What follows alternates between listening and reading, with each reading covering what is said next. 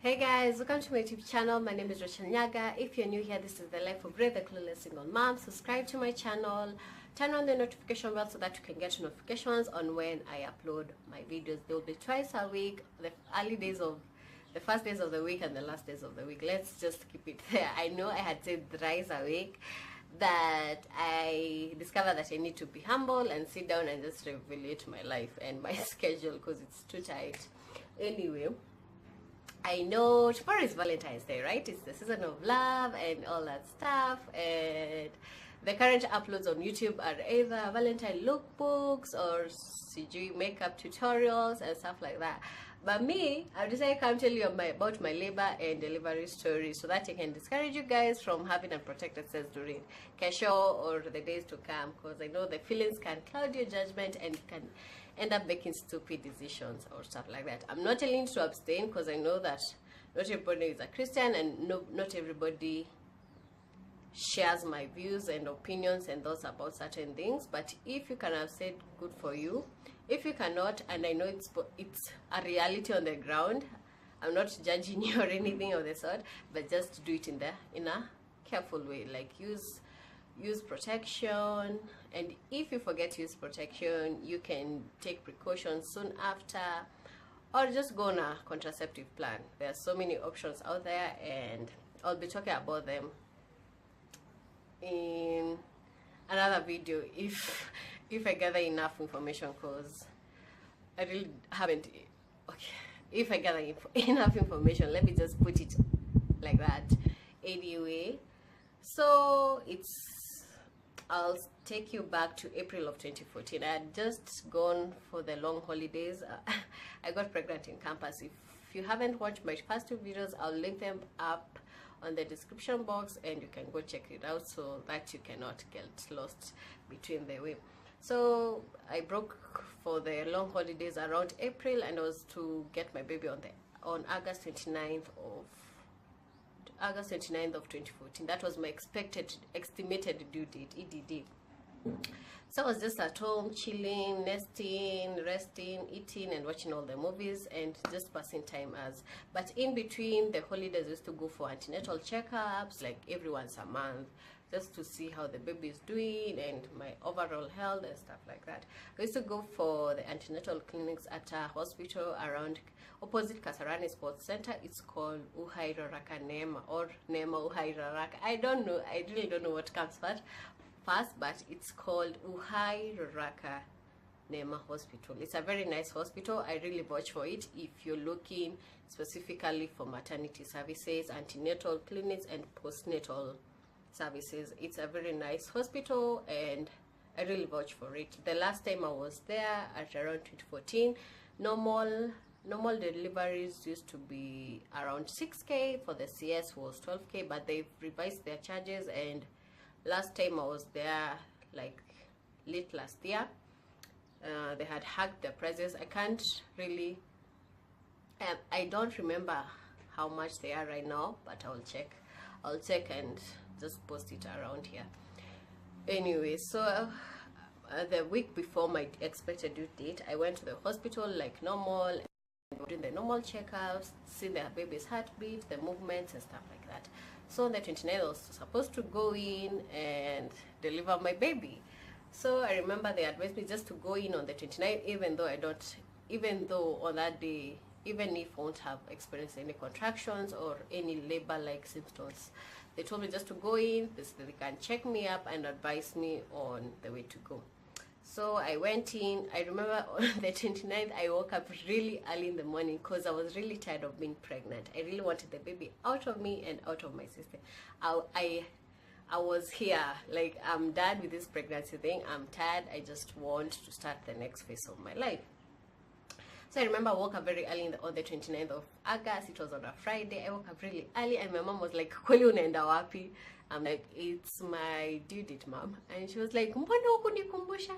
Mbona hukunikumbusha?" I'm like, they just told me to go for a checkup. It's not like a must. I get the baby today, stuff like that. And she was like, "Okay, you just go. If anything happens, you just give me a call. I'm going to work." So I was like, "Okay," but honestly, I really didn't want to go with anyone. I really didn't want to go with anyone.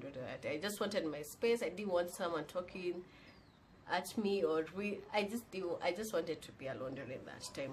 So I left. I remember I showered, I prepared myself, and I didn't even carry the hospital bag because I thought I was going for a normal checkup, and after that I will know what will happen.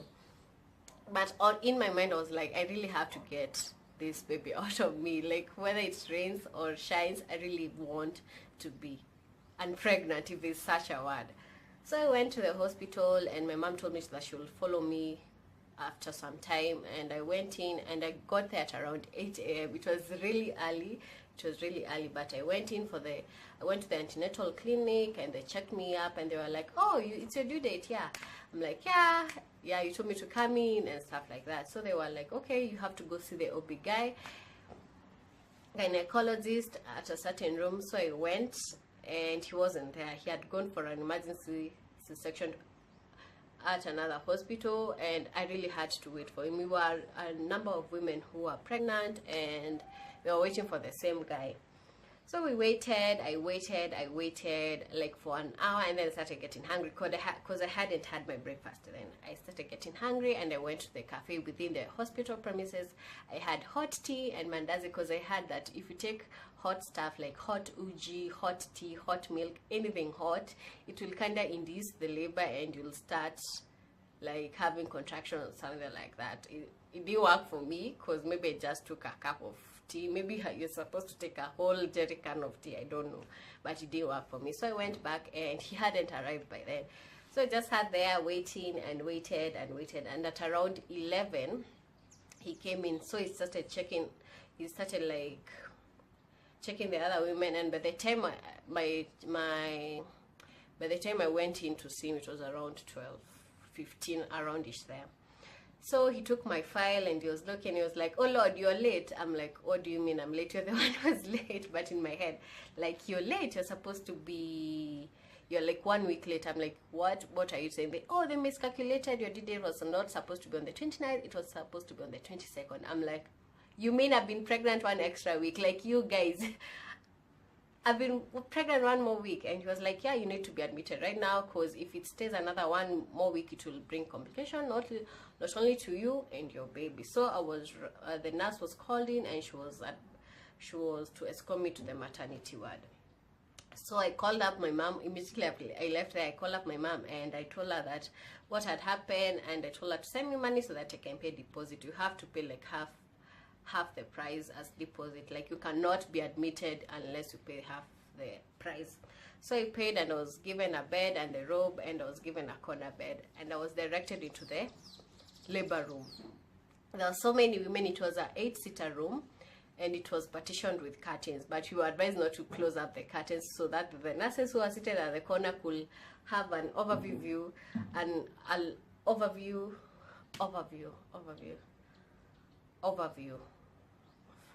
okay, the view of the whole entire let me just say that kizungu mkuti. Anyway, so I got changed up, and I sat on my bed, and I was just like looking at the other women who was at different stages of their labor. Some were the early stages, others were middle, others were just like going into delivery like then and then. And I just sat there on my bed. I'd already changed up. I'd set up my locker and stuff like that. So I was just waiting for my mom to come, because I told her to come. And then a doctor, a male nurse came, and he was like, are you Rachel? I'm like, yeah, I'm she. And she was like, follow me. I'm like, what do you want to do? So I went in, I followed him into a room in the delivery room. It was designed in such a way, this was the labor room, and this was the delivery room, and there was a leeway into the delivery room, so that when you're in the last stages of your labor, you're rushed into the delivery room to have your baby. So, but inside the delivery room, there's a room where you get checked up. So I went there, and he was like, since the OB guy has directed us to induce you, we are going to start the induction process right now. And by then it was around 2 p.m. It was 1:30 heading to 2 p.m. But by the time he was doing the first stage of induction, it was around 2. So I just so I sat there, and he was like, so there's a pill that we use to, he was very calm and very kind, and I was like, there's a pill, he was like, there's a pill that we use to induce ladies, like we induce the labor, and it's so tiny. But the problem is that we are supposed to insert it up your vagina. I'm like, what? I had never had anything like that before, so I was really shocked. I'm like, what do you mean you want to insert? It was like a small tiny pill. It was whitish because I wanted to see it. It was whitish, like a Piriton. It was just small. And yeah, he was like, yeah, we have to insert it up your vagina. That's the only way. I'm like, what? He says like, open up, lay down, open up. And I was like hesitant. It's like, Rachel, I've seen so many vaginas in my career, and yours is not the first, and definitely won't be the last, because after you there's another patient who will just come and will start the same process. He was like, open up. So I lay down on the bed, and I was like, oh, it was so embarrassing, you guys. It was so embarrassing and so invasive. I felt so violated by you guys. I really felt so violated.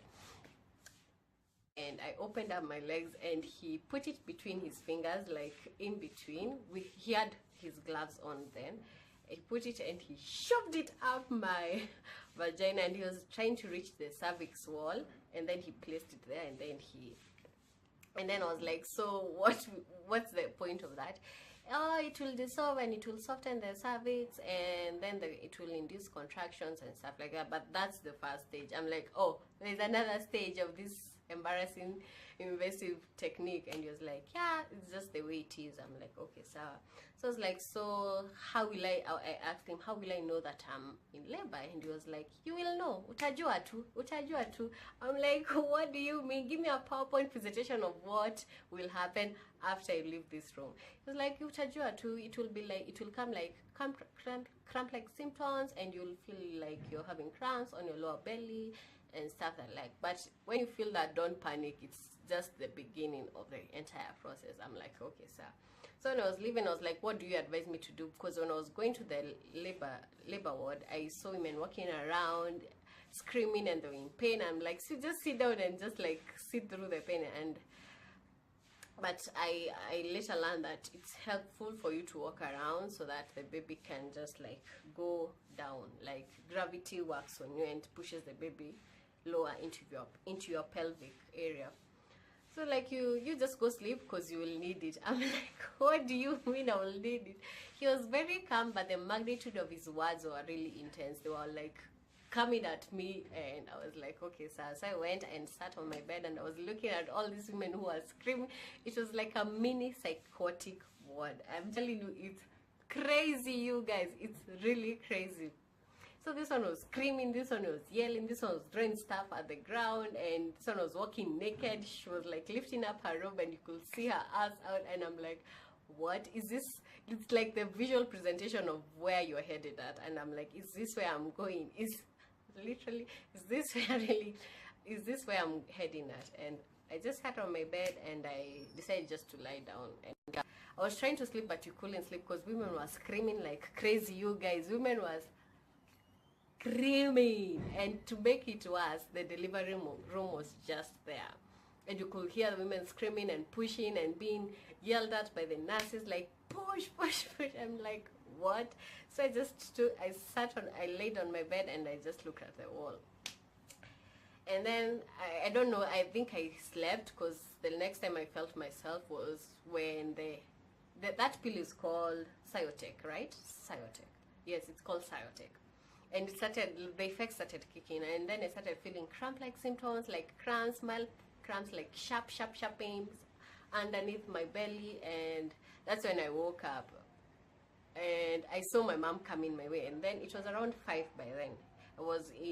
That pill it was administered at around 2 p.m. and by the time my mom was coming, it was around 5 p.m. after work. So she came, and I was looking at her, and she had come with this huge bag, and I'm like, Mom is on nini? And she was like, siningo zako and chakula. I'm like, chakula ya nini? Like, Rachel, what's your jinga? You need to have milk by the time Jerry is coming, and now my baby is coming. Like, oh, and she had brought njahes, she had brought rice, skumas, and uji in a flask, tea in a flask, and I tried to eat, and she was just standing there like, nagoje ukule. Nagojea ukule, sitoki hapa hadi ukule, because hizi ndo flask naleta chakula kesho, so you have to eat. I just said sure. Anyway, don't mind me. So you just have to eat this food. So she waited. She stayed with me until around 6, because 6 was the end of visiting hours, and she left, and I was just sitting there, but the pain wasn't intense, but it was coming and going. I was like cringing when I felt it. I was cringing, and then it wasn't that painful. It was more painful than the period cramps, but I was like handling them well. So she left, and at around 7 I decided to go back to sleep, try to sleep, that is. So I went and stayed in my bed, and the doctor came, and she was like, how are you feeling? I'm like, okay, it's painful, but not that much. And you're like, okay, so. And he told me that we'll be calling you in for some checkups. I never knew what those checkups were about. So around 8, they called me in. I went to the room, and they were like, open up. So this was a lady nurse, and she was so feisty and so like, open up, funga mguu. I'm like, geez, calm down. Don't you know that I'm a first time mom? Like, she didn't care. I think she had seen a lot of stuff, and she was like, just open up. And then she inserted her fingers up my vagina, and she was like reaching out for my cervix, and she was like, and then I later learned that she was looking for dilation. I never knew anything about dilation. I never knew anything, like, honestly, I never knew there's anything like dilation. I just thought it was like my water breaking, and I'll go to the delivery room and push, and my baby will be out within 2 minutes, or just the way the movies portrayed. But I never knew there's anything like dilation or something else. So she inserted her 2 fingers up my vagina, and it was really painful. It was painful, because she was like, boof. I'm like, geez, calm down. So she was like, we bado, she's still 1 centimeter, because 1 centimeter look like this. Mine is a bit thinner, but the normal 1 centimeter is 1 finger, and the cervix that's dilated 1 centimeter. So I was still early. It was like early stages of my labor, and I went back to sleep. And at around, after she checked my dilation and found out that it was 1 centimeter, she gave me another dose of Cyotec, another pill. So she inserted it back up, and she was like pushing it up. I'm like, jeez, this is so invasive. She was pushing it up, and I'm like, jeez, it's painful. Like, yeah, utazoea tu, cause utazoea tu, hata isi uchungu. And I'm like, gosh. So I went back to my bed, and I slept there, and around 9:30 the pain started kicking in intensely, and I'm like, what? It was coming in waves, and then it subsides, then it comes back in waves and dips again, and it was painful, like really painful. And I was kind of embarrassed to scream over there, so I left the labor room and I went to the balcony, and the balcony was overlooking the super highway, and it was a really nice view, but there was no time to enjoy the views, because you could see the cars passing and all the lights, because it was around 9:30 p.m. in the evening. It was a really nice, beautiful scene, but you are only focused on the pain, and the Cyotec makes you focus, like shuts everything out and makes you focus on everything that it's going on your belly and your pelvic and stuff like that. So there's nothing else to do but focus on the pain. So I remember going outside, and I was lying on the wall, and I was screaming my soul out. I was like, ah! And I'm trying to like swallow it in and like pin it in, but it was just coming out. I was screaming, and they were coming. I was screaming through the contraction, like the wave of contraction. And when it comes, I'm like, ah! And then I keep quiet, and I'm like, ah! And then I keep quiet. And the nurse came in, and she was like, Trisha, I don't want you to stay here. I want you to be in a place where I can see you. And she was like, breathe through the contractions. I'm like trying to breathe through the contractions, and I still feel the pain. So I went back in, and it kind of subsided for a bit, and that's when the second Cyotec started kicking in. That's the effects of the second dose of Cyotec started kicking in, and I started having like contractions on a regular basis. No, me, I'm like thinking now that I'm having contraction, I'll be rushed to the delivery room and magic will happen and I'll have my baby. That's not the case. You have to like wait for another 4 hours for the next stage of induction happens. Like for the first Cyotech I was given, I had to wait for 4 hours. Around 8 I was given another dose and I had to wait for another 4 hours. So until 12. I had to wait until 12 p.m. so that I can be given another dose of the induction, another dose of anything that induces pregnancy, the labor. So I waited and I was in labor and I was walking around. I was trying to eat. I was trying to take hot tea that my mom had left behind. I was trying to like keep myself busy and make time pass, but nothing was happening. So I got tired of staying in the labor room, so I went outside the premises. So I was walking around.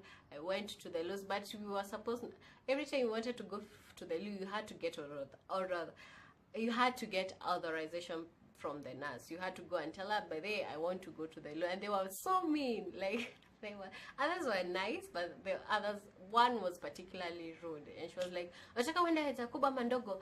I'm like, "Ndogo." She's like, "Okay, enda na ukikaa more than 10 minutes, I'm coming for you. I'm coming for you." Msiende kujificha huko, because women were escaping the labor room to go to the washroom so that they can stay there away from everyone, because it was a huge place and everyone was looking at you, and it was kind of like adding to the pressure.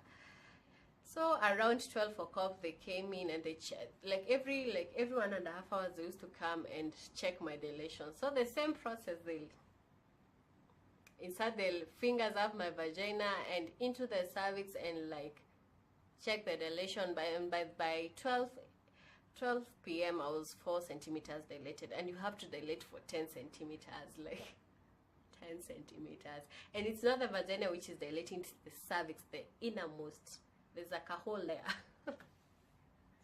There's a hole in your cervix that dilates. And I thought it was the vagina which was supposed to dilate, but later on I found that it was the cervix that has to open up. So I was 4 centimeters dilated by around 12 p.m. So they discussed among the nurses and they were like, let's put her on another dose of induction. So I was put on the IV, what is it called? IV drug, I don't know, IV, and it was cytosine. Is it cytosine or pitocin? Yeah, I was put on pitocin and it was administered through drip via the IV. So I stayed with it and I was walking around with the IV stand around the hospital. I was walking around it and the pain was, it was just too much. I really can't even think of a word to describe the pain that you feel during that time. And they advise you not to sit down, because one time I went and sat down on my bed and I was inactive, like I was in the middle of my labor, because there's early stages, the middle, and the late stages of labor. So I was like in between, and the nurse saw me and she gave me this look and she was like, she already knew my name, and she was like, "Rachel, wacha kukalia mtoto wako. You know your baby is on your pelvic and you're sitting on her neck. Stand up. If you want to sit, if you want to sleep, lie down. If you want to walk around, walk, but let me not find anyone sitting down." And she was like talking to everyone, "Let me not find anyone sitting down. You're sitting on your baby's neck." And she was like all out rude and mad, and I was like, okay, then I won't sit down. And then I tried lying down, and I lied down on my right side, and she's like, "Rachel, wacha kulalia on your right side." I'm like, sasa nifanya nini? Sleep on your left side, and I'm not left-handed, so it's kind of hard to sleep on my left, but that's the right position, I think.